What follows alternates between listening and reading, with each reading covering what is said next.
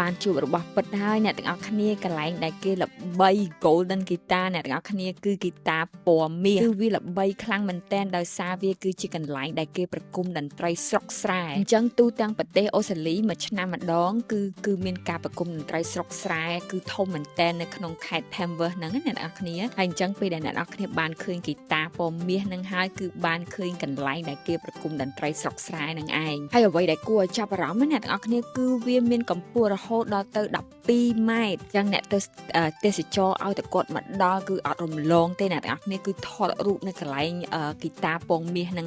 ហើយឥឡូវខ្ញុំបានមកដល់ឃើញផ្ទាល់ភ្នែកហើយក៏បានថតរូបបានអីដែរអ្នកទាំងអស់គ្នាគឺស្អាតដូចគេថាមែនហើយខ្ញុំសង្ឃឹមថាប្រហែលឆ្នាំមួយគឺខ្ញុំនឹងមកដើម្បីមើលការប្រគំតន្ត្រីស្រុកស្រែនេះអ្នកទាំងអស់គ្នាគឺគេប្រារព្ធភាគច្រើននៅខែមករាហើយគឺអូតែលគឺស្អីគឺចង់និយាយថាកក់អស់តែម្ដងដោយសារអ្នកដែលគាត់មកប្រគំតន្ត្រីនៅទីហ្នឹងសិតតែតារាល្បីគឺចង់និយាយថាចេះដាញ់ហ្គីតាហើយច្រៀងបទស្រុកស្រែអ្នកនរគ្នាគេហៅថា country music